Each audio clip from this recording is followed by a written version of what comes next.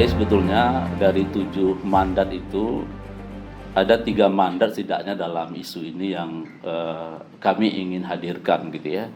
Pertama tentu mandat terkait pengawasan, terkait pemenuhan dan pelindungan anak, terutama hak pangan ya yang menjadi hak anak yang dimana Indonesia meratifikasi Konvensi Hak Anak, dan setiap para pihak yang meratifikasi ini memiliki kewajiban untuk memastikan melaporkan hak pangan sehat ini kepada PBB gitu ya. Dan kita sudah melakukan itu report ke-5 dan ke-6 di Jenewa kemarin, dan termasuk juga KPI juga melakukan alternatif report.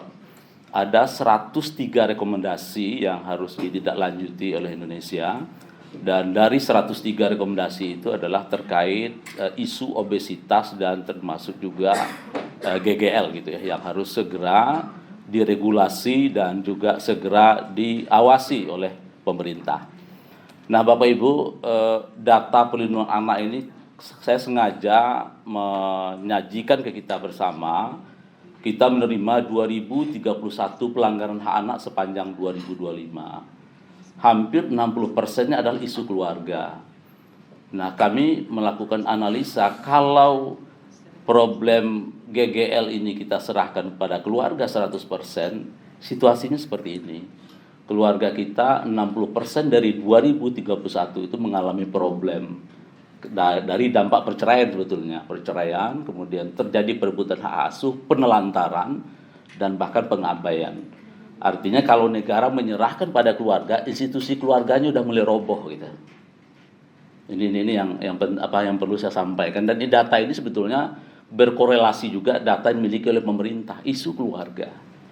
Nah, maka kenapa pemerintah dalam hal ini berkewajiban memastikan pangan sehat dan jajan sehat itu adalah untuk agar problem ini tidak diserahkan ujuk-ujuk pada keluarga semuanya gitu. Kita berharap kan ada edukasi, iya, ada pengawasan keluarga, iya, tapi situasi keluarga seperti ini mengalami turbulensi.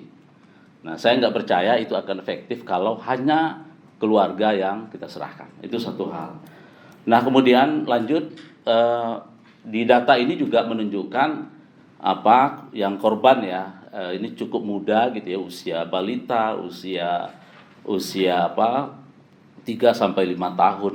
Pelaku tersangkanya juga ayah kandung, ibu kandung, dan seterusnya, termasuk juga orang terdekat lembaga, termasuk juga peristiwa hari ini di Jogja yang menghebohkan kita gitu ya, soal daycare gitu ya. Jadi nggak ada yang aman untuk anak-anak kita. Apakah negara membiarkan generasi emasnya begitu tumbuh apa adanya gitu ya, begitu tumbuh dengan makanan yang katakan dalam tanda petik yang warna merah disampaikan oleh Prof tadi gitu ya, yang level D ya Prof ya. Apakah kita biarkan begitu?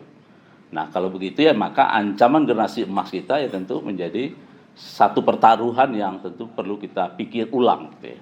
Nah, maka ini sengaja saya sampaikan data-data situasi anak-anak kita. Nah, lanjut, data klaster kesehatan memang paling banyak di aduan kita di 5 tahun belakang ini adalah terkait hak kesehatan dasar, ada layanan kesehatan, ada malpraktik juga, ada isu stunting, dan ada juga isu soal makanan juga gitu ya. Next, setelah ini ada data gitu ya. Nah, ini data-data aduan kita di 5 tahun belakang, dan memang kalau data soal asupan gizi memang agak kecil gitu ya. Kita berharap keluarga yang kekurangan asupan gizi, masalah dia terdampak karena GGL dan termasuk MBDK, kita berharap dia melapor gitu Pak Ari. Tapi ternyata nggak mudah juga gitu ya. Apakah dia nggak tahu dengan haknya, atau mungkin dia nggak tahu melapor, atau bagaimana? Kami berharap KPI dia melapor. Ada kesalahan sistem, ada kesalahan seharusnya, lalu dia sadar gitu atas hak itu gitu. Nah, tapi di laporan kita ini cukup kecil gitu, hanya 2 kasus ya soal asupan tidak sehat dan seterusnya. Tapi lebih banyak ke layanan kesehatan gitu ya. Nah, kemudian Bapak Ibu, lanjut, ini situasi pemberitaan yang saya kira sudah cukup banyak ya, termasuk juga soal gagal ginjal. Ini teman-teman Fakta juga ada video terus-menerus yang disampaikan. Kemudian termasuk juga teman-teman yang lain ya, YLKI juga menghitung ya.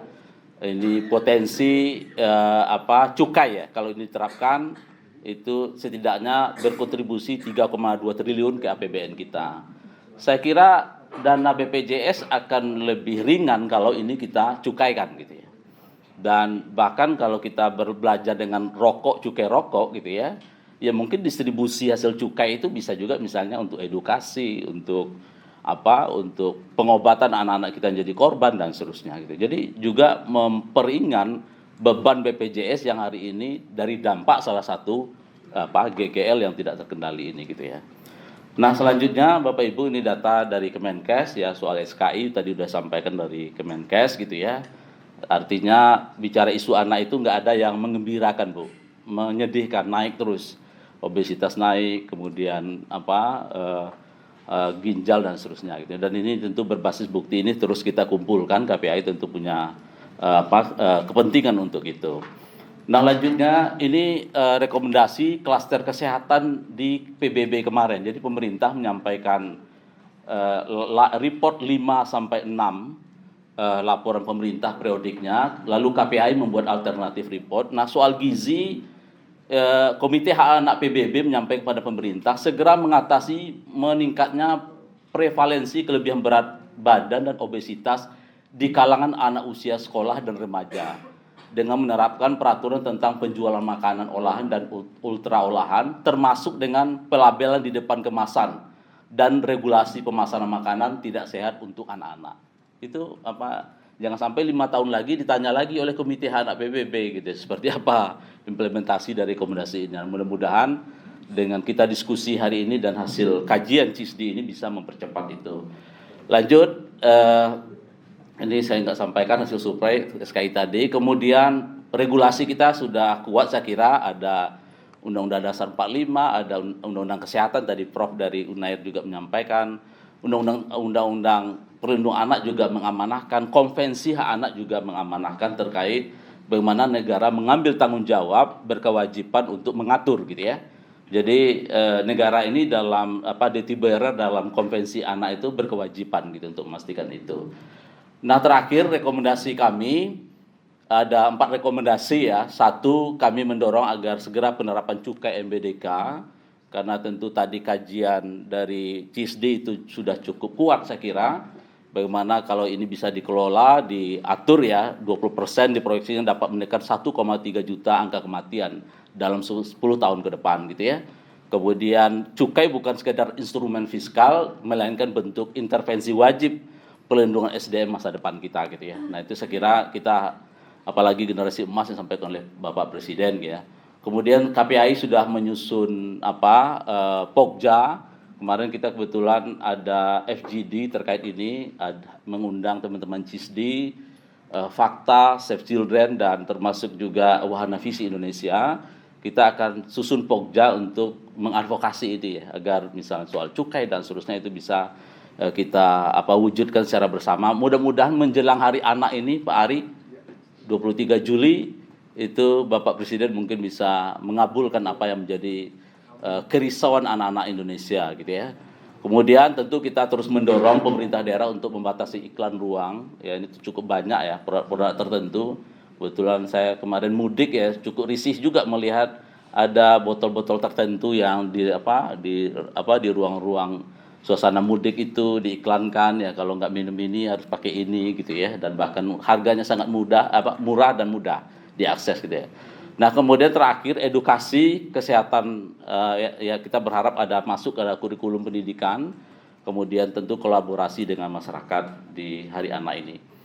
Saya kira itu Bapak Ibu beberapa hal yang dari tanggapan ini, dan selamat kepada teman-teman CISDI sudah mempublikasi terkait risetnya ya, terkait hak pangan yang harus didapatkan setiap orang termasuk juga anak. Terima kasih, mohon maaf. Assalamualaikum warahmatullahi wabarakatuh.